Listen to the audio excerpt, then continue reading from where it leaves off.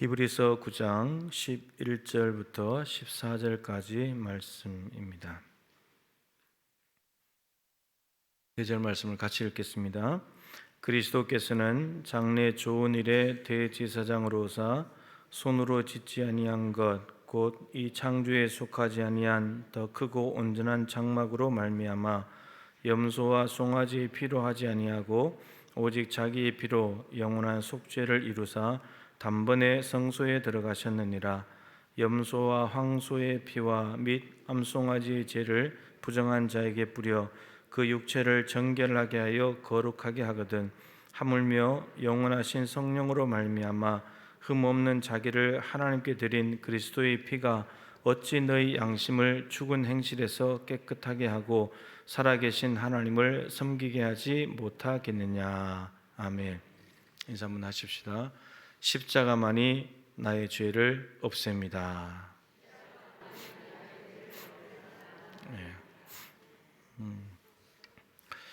예수님께서 온 인류의 죄를 십자가에 없애신 것이 맞습니까? 맞습니까? 신자들에게만 해당합니까? 불신자에게도 해당합니까? 예수님께서 십자가에 달려서 피를 흘려 죄를 사하신 것은 신자에게만 해당됩니까? 불신자에게도 해당됩니까? 신자에게만 해당됩니까? 제가 온 인류라고 그랬잖아요. 예수님께서 2000년 전에 십자가에 달려서 피를 흘리심으로 인해서 온 인류의 죄가 사함을 받는 길이 열려졌습니다. 중요한 것은 그 예수님의 피가 내 죄를 없앤다는 것을 믿으십니까? 이게 중요합니다. 첫 번째 것은 예수님께서 십자가에서 모든 인류의 죄를 없앴다는 것은 현재 불신자에게도 해당됩니다. 그런데 두 번째 것이 안 되죠. 예수님께서 십자가에 죽으신 것이 내 죄를 없앤 거다. 이건 안 되는 겁니다. 근데 두 번째는 신자만 되는 거예요. 신자만. 그래서 제가 용어를 이렇게 썼죠. 예수님께서 2000년 전에 십자가에 달려서 죄를 다 용서하신 것은 객관적인 구원. 객관적인 구원입니다. 누구에게나 해당되는. 왜 누구에게나 해당되죠? 모든 사람이 죄인이기 때문에. 그렇기 때문에 다 해당됩니다. 객관적인 구원입니다. 근데 두 번째 것은 예수님께서 나의 죄를 위해서 십자가에 죽으실 것을 믿는다. 이게 주관적인 구원입니다. 근데 객관적인 구원만으로는 구원받을 수 없습니다. 구원받는 길은 열려져 있지만 구원받으려면 두 번째 거, 주관적인 구원으로 가야 합니다. 지금 불신자들에게는 객관적인 구원의 길은 열려져 있어요. 근데 그 구원의 것이 주관적인 구원, 자기 것이 안 됐죠. 그래서 구원을 못 받는 거예요. 우리에게는 객관적인 구원의 길도 열려져 있고 두 번째, 주관적인 구원도 우리에게 이루어졌기 때문에 우리는 구원을 받는 것입니다. 이게 매우 중요합니다. 그러니까 불신자들이 구원의 길이 없기 때문에 구원을 못 받는 게 아닙니다. 주관적인 구원으로 자기 것으로 가져가지 않기 때문입니다. 제가 예배로 우름할 때 요한복음 1장 부분을 읽었는데 예수님께서 이 땅에 오셨는데 자기 백성들이 영접하지 않았다고 했습니다. 그런데 영접하는 사람도 있었습니다. 이 차이입니다.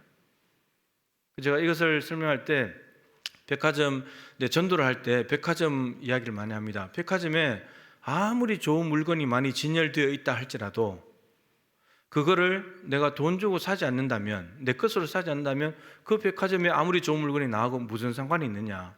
아무 상관이 없다는 겁니다. 구원의 길이 아무리 열려져 있어도 예수님이 아무리 십자가에 죽어서 돌아가셔서 당신 죄를 다 사했다 할지라도 그것을 내 것으로 믿고 받아들이지 않는다면 그거하고 나하고는 아무 상관이 없는 거예요. 이것이 매우 중요합니다. 그래서 저는 오늘 여러분에게 묻고 싶은 것은 두 번째, 주관적인 구원이 되었느냐? 2000년 전에 돌아가신 그 십자가의 보혈이 내 죄를 다 없앴다는 것을 믿느냐? 저는 이것이 궁금할 뿐입니다. 오늘 우리들의 사도신경에 죄를 용서받는 것과 이 고백과 이제 인간이 되는 거죠. 정말 죄를 용서받으셨느냐? 이겁니다. 죄를 용서받으셨습니까? 그 십자가에서 이미 죄를 다 용서해놨는데 그것을 내 것으로 받아들여서 그 용서가 내 것이 되냐? 이런 말이에요. 내 것이 안 되면 용서가 안 되는 거예요. 용서받지 못한 거잖아요. 그럼 죄를 용서받지 못하면 어떻게 됩니까? 죄의 삭은 사망이잖아요. 그럼 죄의 삭이 사망인데 사망으로 가지 않으려면 죄를 없애야 되는, 죄를 없애는 방법은 예수님의 보혈을 믿는 방법밖에 없다라는 겁니다. 아까 찬양했잖아요. 주의 보좌로 나아갈 때에 어떻게 나가야 될까? 여러분들은 어떻게 주의 보좌로 나가십니까?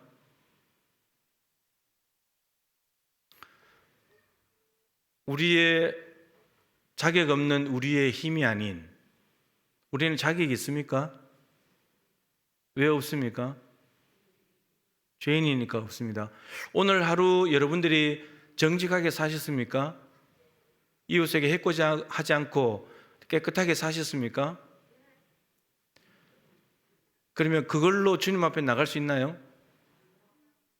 여러분, 자격 없는 내 힘이 아닌 이 말은, 오직 예수님의 보혈로라는 말은 우리는 죄가 있기 때문에 보혈을 의지해만 나갈 수 있다는 뜻인과 동시에 내가 오늘 하루 아무리 의롭게 살고 정직하게 살고 잘 살았다 할지라도 예수님의 보혈로만 나갈 수 있습니다. 우리 의로 못 나갑니다.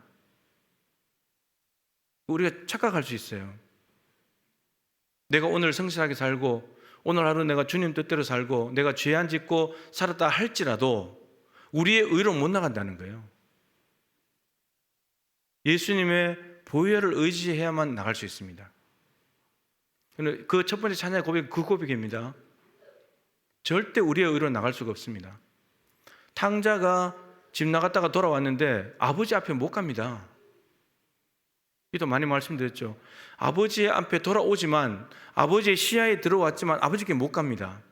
자기 의는 거기까지예요. 자기 의로 하나님 앞에까지 못 가요. 화해가 이루어질 수가 없어요. 아버지하고 아들 사이의 그 거리 간격은 아버지의 의가 채워줘야 돼요. 아버지가 달려가서 받아줘야 돼요. 그래야 화해가 이루어집니다. 저기 눈에 보이는데 아버지가 여기 있는데 이게 화해가 이루어지는 게 아닙니다. 끌어안아야 돼요. 용서하고 받아줘야지만 되는 일입니다. 근데 이 의는 탕자가 절대 못 채워요. 우리가 못 채워요. 아무리 돌아온 일이 잘했다 할지라도 자기 의로 안 되는 거예요. 하나님의 의가 채워야 돼요. 이게 예수 그리스도의 보혈로 채우는 간격이에요.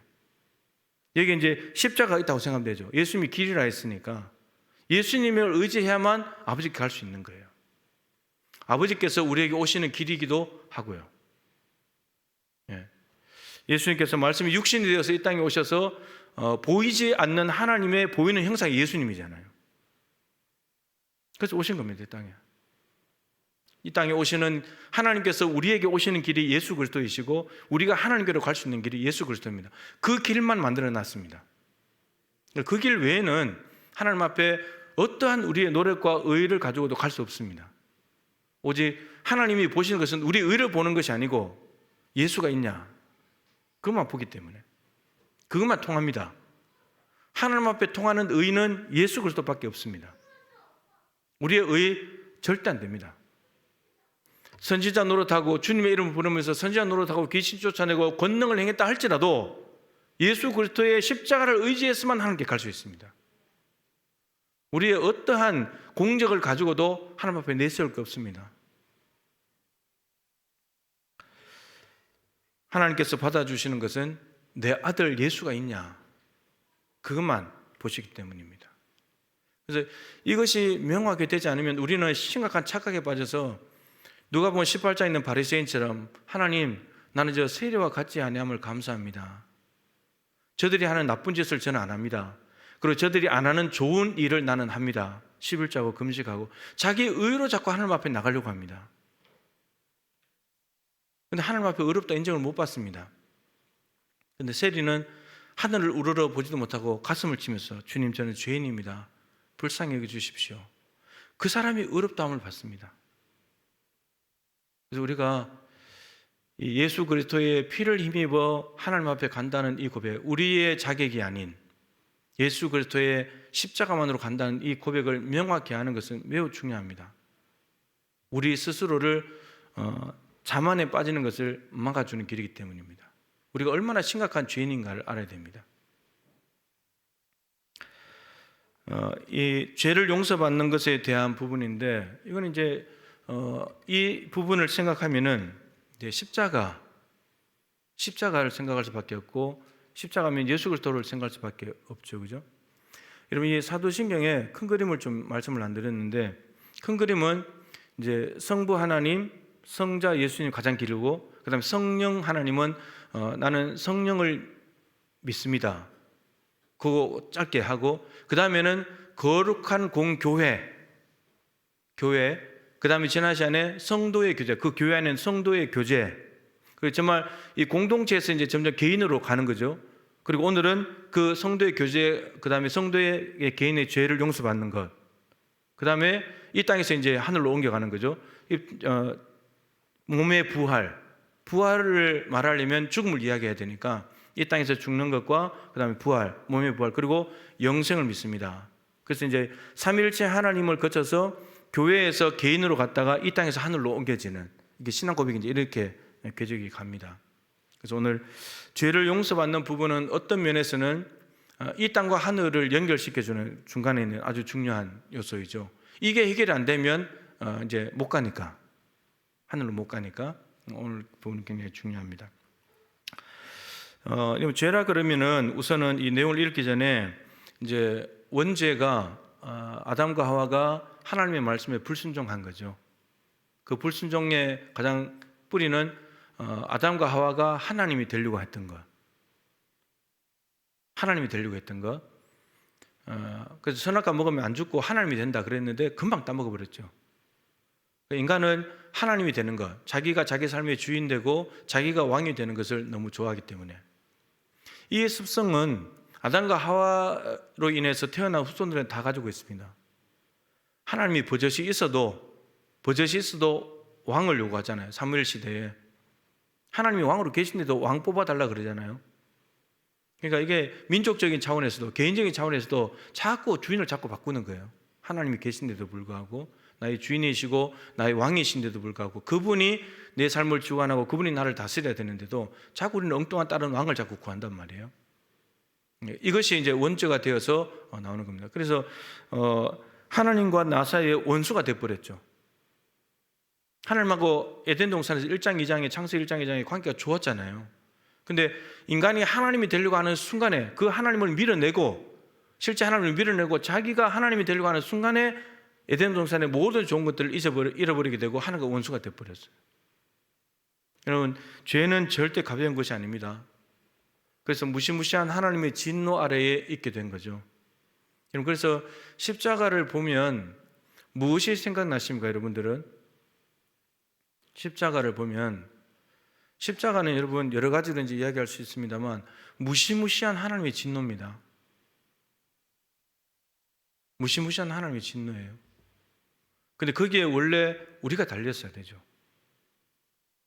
무시무시한 하나님의 진노 아래에 있던 것이 우리의 원래 모습이었어요.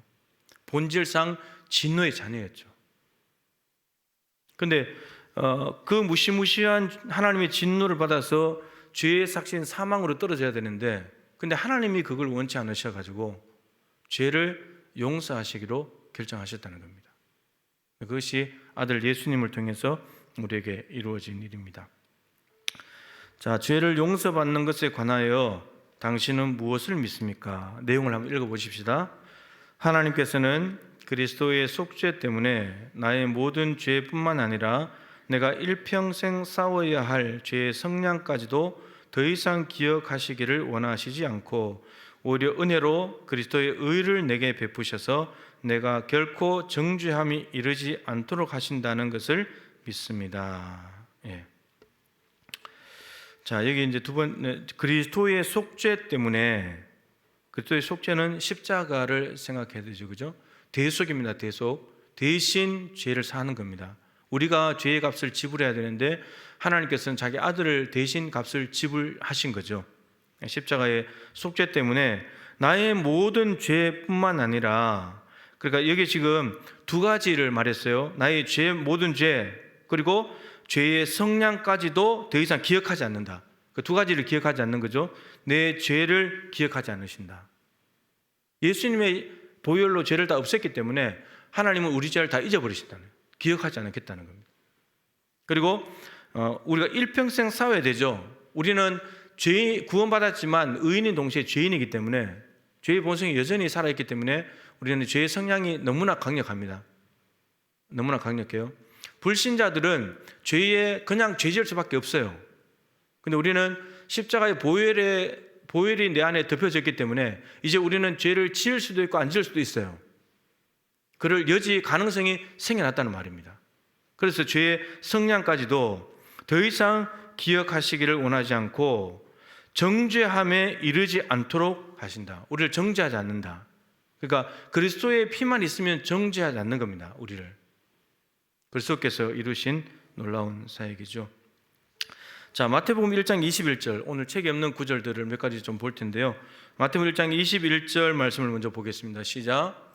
아들을 낳으리니 이름을 예수라 하라. 이는 그가 자기 백성을 그들의 죄에서 구원할 자이심이라 하니라. 예. 예수님이 이 땅에 왜 오셨는가? 왜 오셨습니까? 예. 어디에서 구원하신다고요? 죄에서 구원하시는 겁니다. 여러분들은 예수를 왜 믿습니까? 예? 부자 되려고? 건강 좀 좋아지려고요? 일하는 것 좀 잘 되려고요? 여러분, 가장 우선적으로 예수님 오신 이유는 우리를 죄에서 건져주시려고요.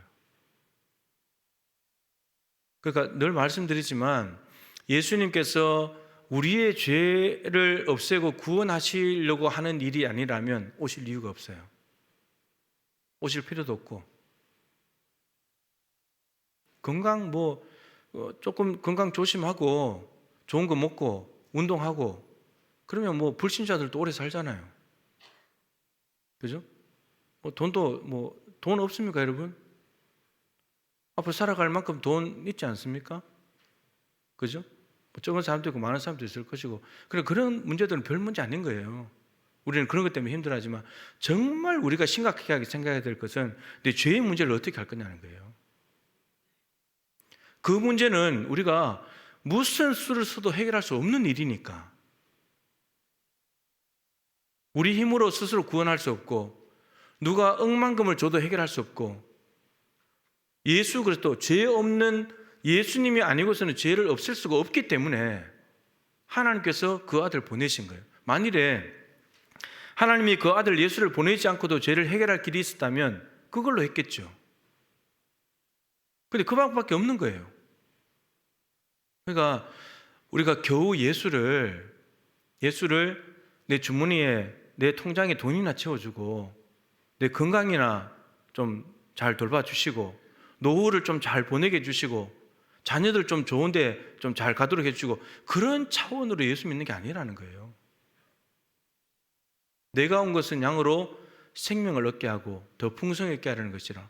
이런 생명부터 얻어야 되는데 여러분 죄에서 구원 못 받았고 죄 문제를 해결 못하고 나머지 여러분들이 원하는 것을 다 얻었다고 해보세요. 죄의 삭은 사망인데 지옥 가는데요. 그게 좋아요?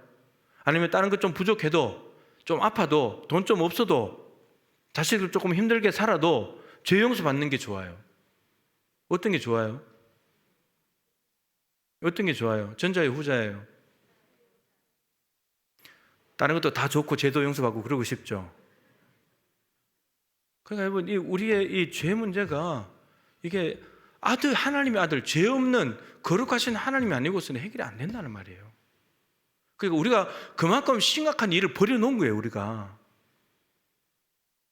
그렇게 더럽고 추한 인생인 거예요. 우리 이 땅에는 해결책이 없어요. 이 땅에는 없어요.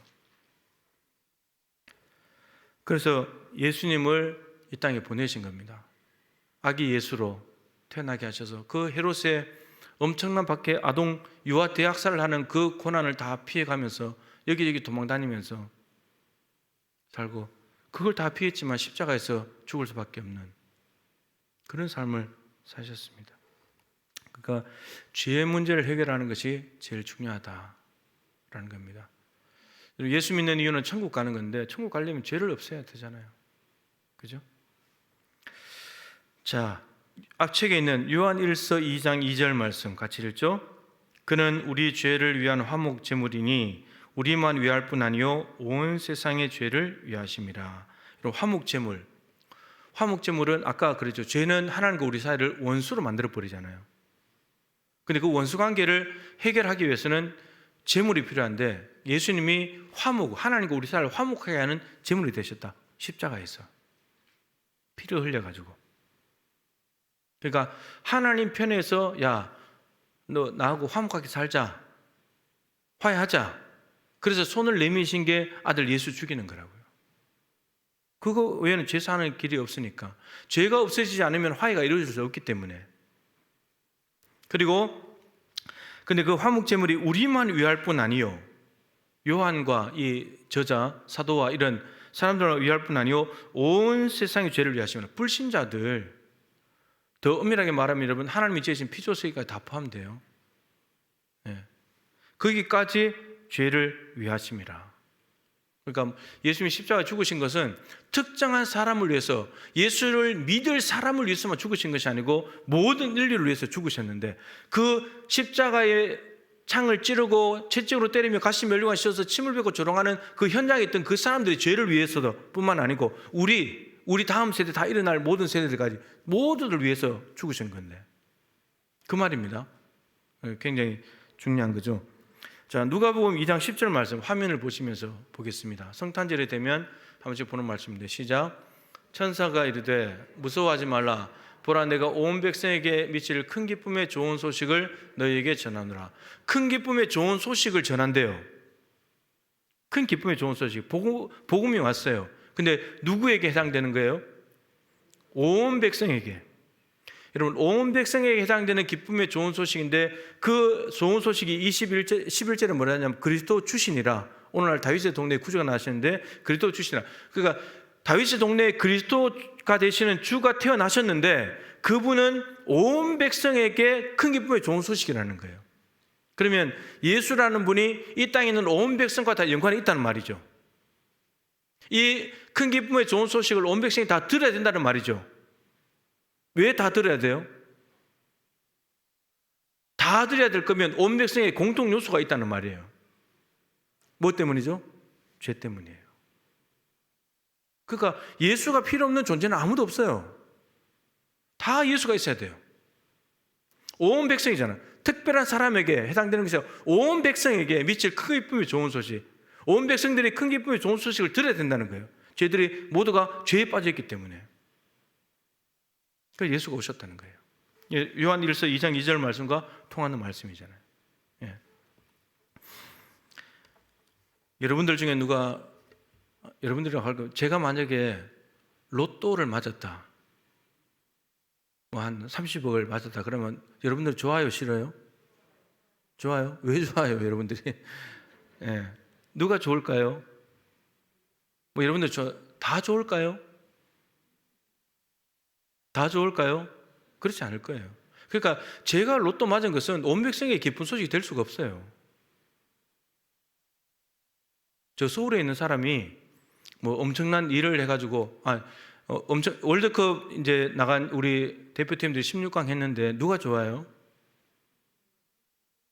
우리 국민들이 좋을 거예요, 그죠? 그러면 다른 나라 사람들은요? 우루과이 선수들 좋을까요? 안 좋은 거예요. 그러니까 우리나라가 16강 갔다는 것은 온 백성에게 기쁜 소식이 될 수 없어요. 그러니까 온 백성에게 기쁜 소식이 되려면 공통 요소가 있어야 되는데, 온 백성들의 공통 요소는 죄, 그것밖에 없어요. 아프리카에 있든 여기에 있든 미국에 있든 중국에 있든 일본에 있든 모두가 다 죄인이에요. 그렇기 때문에 그들에게 기쁜 소식은 그 죄를 없애주시는 예수가 오셨다는 것. 이게 기쁜 소식인 거예요. 근데 우리는 그 기쁜 소식을 우리뿐만 아니고 불신자들은 그게 기쁜 소식이 아닌 거예요. 그냥 내가 로또 맞은 게 기쁜 소식인 거고, 내 자식이 잘 된 게 기쁜 소식이고, 내가 죽다 살아난 게 기쁜 소식인 거고, 그거는 그런 거죠. 그것도 물론 기쁜 소식이지만 정말 하나님께서 우리에게 주시고 싶은 소식은, 야, 네 죄를 내가 다 없애줄게. 내가 네 죄를 용서할게. 내 아들 믿으라고. 그건데. 자, 시간이 많이 갔기 때문에 얼른 넘어가겠습니다. 자, 시편 103편 3절 4절 밑에 10절 12절까지 좀 떨어져 있는 구절들이지만 한꺼번에 쭉 읽어보겠습니다. 시작.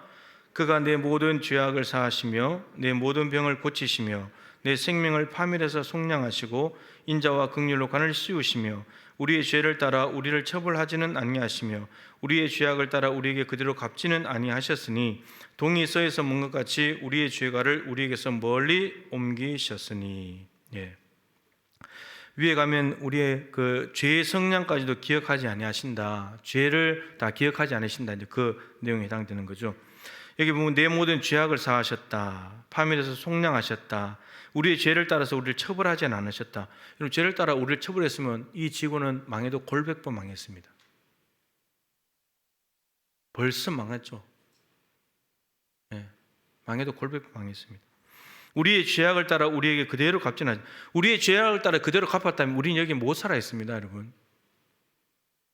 여러분들이, 저도 마찬가지로 우리가 여러분 죄를 안 지어서 여기 살아 있는 게 아닙니다. 하나님이 우리가 죄를 지었는데 그 죄를 지을 때 하나님께서 분명히 벌을 내리시는데 우리가 그 벌을 잘 느끼지 못하고 지나갈 때도 있고 느끼고 지나가지만 그래도 하나님이 긍휼을 베푸셔서 진노 중에 긍휼을 베푸셨기 때문에 살아있는 겁니다.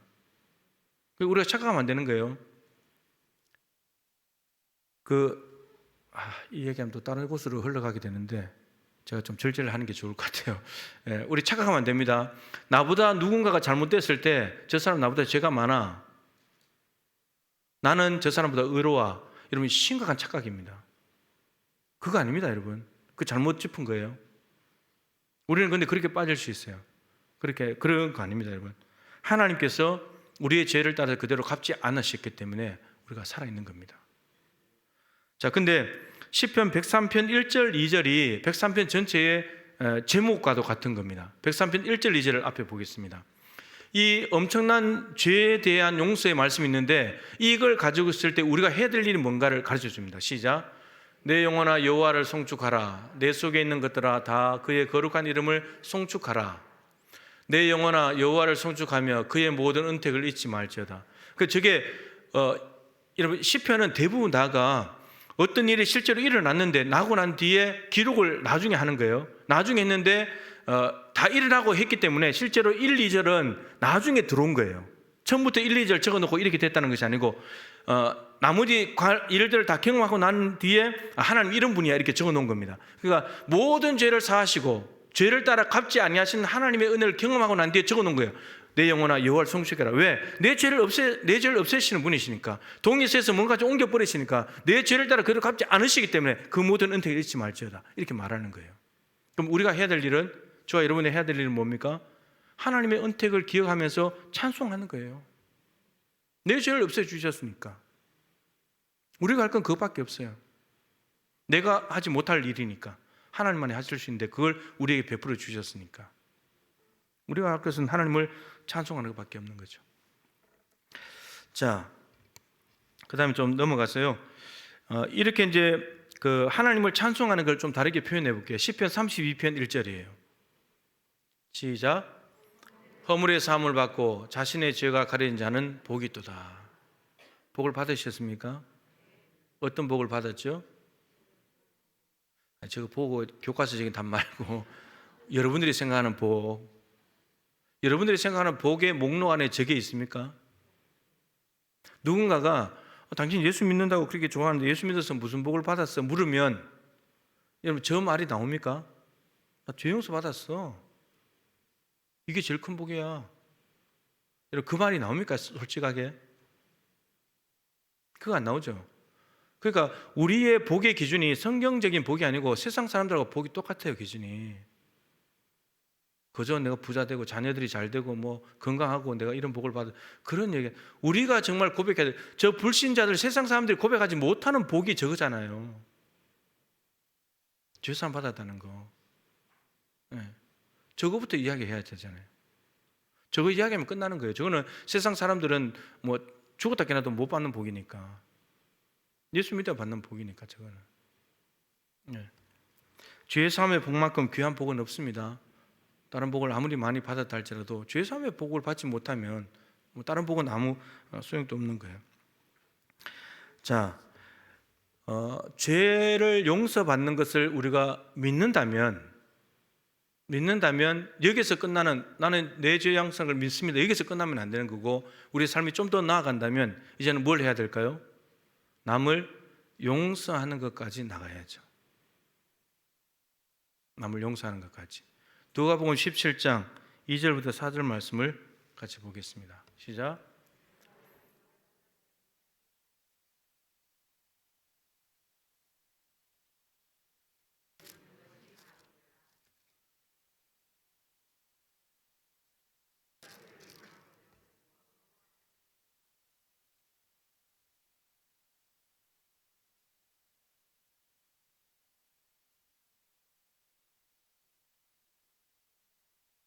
예. 자, 7번이라도 내게 죄를 짓고, 하루에 여러분들에게, 여러분들이 7번 여러분에게 죄를 지은 사람이 있는데 그 사람이 돌아와서 내가 미안했다, 내가 잘못했다 회개하면 7번 용서하라는 거예요. 가능할까요? 가능해요? 예. 한 번도 어렵잖아요. 그죠? 근데 7번. 마태복음 18장에는 우리가 잘 아는 거 있죠. 베드로가 주님 7번 용서하면 됩니까? 그랬더니 7번을 70번 해라. 490번. 무한대로 용서해야 된다. 그 말씀은 나는 너희들을 그만큼 할 수 있어. 나는 그만큼 할 수 있어. 그런 말이죠. 그러니까 예수님께서는 늘 자신이 먼저 사시고 그렇게 이제 요구를 하시죠. 그래서 베드로에게 그거 말씀하시는 거죠. 그래서 우리가 용서에 대해서도 뭐 이제 여러 차례에 걸쳐서 말씀을 나눌 수 있지만 성경은 여러분 늘 이렇습니다. 예수님이 우리를 먼저 용서하신 뒤에 우리보고 용서하라 그래요. 용서를 내가 먼저 너를 용서했잖냐. 너도 용서를 해야지. 마태복음 18장에 7번씩 7번의 그 문맥은 1만 달란트 빚진 자 비유와 연관이 있습니다. 그리고 그것은 마태복음의 주기도문과도 연결이 됩니다. 그러니까 마태복음의 그 주기도문 끝에 보면은 우리가 우리에게 잘못한 사람을 용서한 것 같이 주기도문에 우리 죄를 사해 주시고 그 말씀이 있죠. 근데 이제 어떻게 보면 우리가 다른 사람의 죄를 먼저 용서하면 하나님이 용서하시는 것처럼, 하나님이 우리를 용서하시는 조건이 우리가 옆에 사람 용서하는 것처럼 들리잖아요. 그러면 옆에 사람 용서하지 않으면요, 어떻게 돼요? 하나님 우리를 용서 안 하시겠다는 거예요. 여러분들 옆에 사람 용서했어요? 못했어요? 그럼 하나님이 여러분도 용서 못 하실 텐데, 그럼 어떻게 돼요? 용서 못하면 끝인 거죠.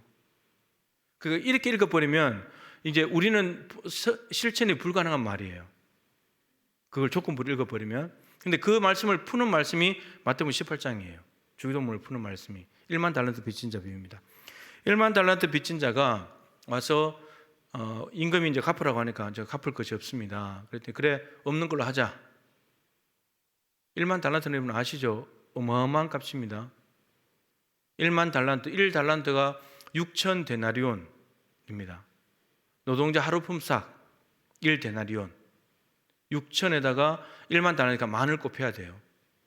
여러분 그거를 하루 일당을 10만 원 잡으면 6조 원입니다. 여러분 6조 원의 빚을 졌는데 못 갚다니까 그거 다 없던 걸로 하자 탕감해 준 거예요. 유대인들은 이 죄를 빚진 걸로 생각했기 때문에 화폐 단위로 나타낸 거예요. 달란트로, 데나리온으로 나타냈거든요. 근데 그 사람이 돌아가다가 100데나리온 빚진 친구를 만났는데 친구가 내가 100데나리온 없다고 참아달라 그랬는데 못 참아 그러면서 감옥에 갖다 넣어버렸죠. 그래서 그 임금이 그 이야기를 듣고는 걔 다시 잡아와. 내가 너를 긍휼히 여긴 같이 너도 긍휼히 여겨야 되는데 너는 왜 긍휼히 안 여겨? 너 다시 감옥 가. 갖다 넣는 거예요. 이 말씀으로 풀어야 돼요. 그러니까 1만 달란트 빚진 사람에게 주기도문을 요구하시는 거예요. 1만 달란트 용서를 받았으니까 너 옆에 사람 100데나리온 빚진 사람 용서하라고. 근데 네가 100데나리온 빚진 사람을 용서하지 않는다면 1만 달란트 빚진 사람을 감옥에 갖다 넣듯이 나도 너 용서 안 한다는 거예요. 그러니까 이미 용서를 받았기 때문에 너는 할 수 있다는 거예요. 해야 되지 않냐는 거예요. 여러분 1만 달란트와 100데나리온은 60만 분의 1입니다. 60만 분의 1. 그러니까 1만 달란트에 비하면 아주 작은 거죠. 아주 작은 거예요. 근데 그러니까 60만 배나 되는 어마어마한 죄를 용서받았는데도 그 용서를 받은 게 우리인데, 근데 옆에 있는 사람에게 60만 분의 1밖에 안 되는 조그마한 거 요거 하나, 먼지 티끌만한 요거를 용서 못 한다는 거예요, 우리가. 여러분 60만 배나 되는 죄를 용서받지 못한 사람에게 너 옆에 사람 용서해. 그러면 이걸 못 받아들입니다. 못 행하는 거죠.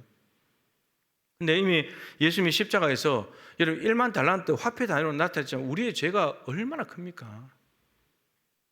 그걸 이미 다 용서해 주셨으니까 너도 가서 용서해라. 그런 겁니다. 그래서 그 맥락으로 풀어야지만 말씀을 정확히 이해할 수 있습니다. 그러니까 조건이 아니에요.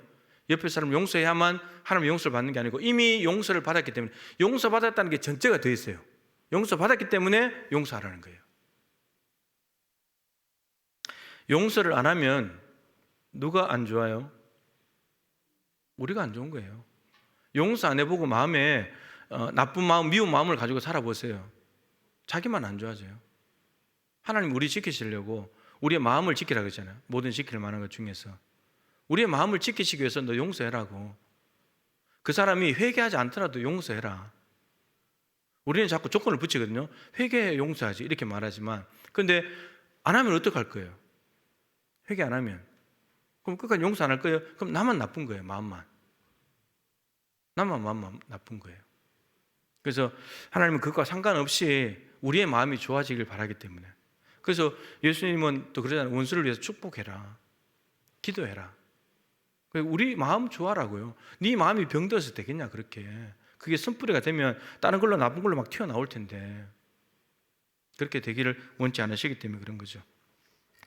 자, 창세기 9장 21절부터 23절 말씀을 읽고 마치죠. 시작. 포도주를 마시고 취하여 그 장막 안에서 벌거벗은지라 가나안의 아버지 함과 그의 아버지 하체를 보고 밖으로 나가서 그의 두 형제에게 알림해 셈과 야벳이 옷을 가져다가 자기들의 어깨에 메고 뒷걸음쳐 들어가서 그들의 아버지의 하체를 덮었으며 그들이 얼굴을 돌이키고 그들의 아버지의 하체를 보지 아니하였더라. 누구 이야기입니까? 노아 이야기죠. 노아. 홍수가 끝나고 난 뒤에 이제 포도나무를 심어가지고 포도 열매를 먹고 취했는데 장막 안에서, 텐트 안에서 아버지가 이제 실수를 한 거죠. 그러니까 아버지의 실수를 함이, 셈, 함, 야벳 둘째 아들 함이 보고는 가서 형제들에게 알렸어요. 동네방네 소문내는 거죠. 여러분 소문내면 재밌죠? 재미없어요? 우리는 남의 이야기하는 걸 좋아하잖아요. 별식과 같기 때문에. 여러분 교회 안에도 사람들이 모여있는 곳에는 함은 있기 마련이에요. 근데 셈과 야벳이 그 이야기를 듣고는 뒷걸음쳤어요. 옷을 들고 서로 옆에 서서 옷을 들고 뒷걸음쳐서 갔어요. 그리고 아버지 하체를 덮었어요. 여러분 뒷걸음치는 것은 불편해요. 앞으로 가는 게 빠르지. 그런데 뒷걸음치는 것, 아버지의 허물과 실수를 보지 않기 위해서 뒷걸음치는 것, 옷을 덮어주는 것, 허물의 사함을 받고 그 죄가 가려진 자는 복이 있도다. 마치 예수님처럼 아버지의 허물을 덮어주는 거예요. 교회는 셈과 야벳이 많아져야 됩니다. 인간이기 때문에 실수는 누구나 다 할 수 있어요. 실수는 누구나 다 합니다. 근데 이게 유효상종이 있어요. 함은 함끼리 모입니다. 그러나 교회에 대해서 뭐 목회자들에 대해서 누군가에 대해서 불평 불만을 자꾸 부정적인 얘기하는 사람들은 그 사람들끼리 모여요. 함끼리 모입니다. 근데 셈과 야벳은 셈과 야벳끼리만 모여요. 여러분, 옷을 들고 뒷걸음친다는 것은 혼자가 아니고 둘이가 간다는 것은 이는 보조를 맞추지 않으면 안 되는 거예요. 같은 생각을 먹지 않으면 안 되는 일인 거예요. 근데 셈과 야벳이 뒷걸음쳐서 덮었어요. 그래서 교회는 셈과 야벳이 많아져야 서로 허물을 덮어주고 용서하고 용납할 때 그게 사랑의 공동체가 되는 거죠. 사랑은 허다한 죄를 덮느니라. 근데 우리는 자꾸 들춰낸단 말이에요. 예. 그래서 함은 공동체를 분열시키고 공동체를 나쁘게 만들어요. 예. 그래서 셈과 야벳에게 도전하고 우리가 그런 교회가 될 때 따뜻한 교회가 되지 않겠습니까? 교회에서 실수해도 그냥 덮어주니까 좀 당당할 수 있는, 그죠? 근데 함이 많아지면 실수할까봐 조마조마하고 그렇게 되면 불안해서 소신껏 일도 못하고 눈치 보고 그렇게 되지 않을까요? 그래서 나도 실수할 수 있다는 거. 여러분, 누군가를 내 입에 올리기 시작하면 다른 사람도 나를 자기 입에 올릴 수 있다는 것을 기억해야 됩니다. 근데 그 입을 올리는 걸 좋게 올리면 얼마나 좋겠습니까? 그렇게 될 때 아름다운 교회가 되겠죠. 죄를 용서받았다는 확신을 가지시기를 축복하고, 죄 확신을 가졌다면 이제 옆 사람들을 용서할 수 있는 자리까지 갈 수 있기를, 예수님께서 우리에게 요구하신 삶을 살아낼 수 있는 저와 여러분이 될 수 있기를 바랍니다.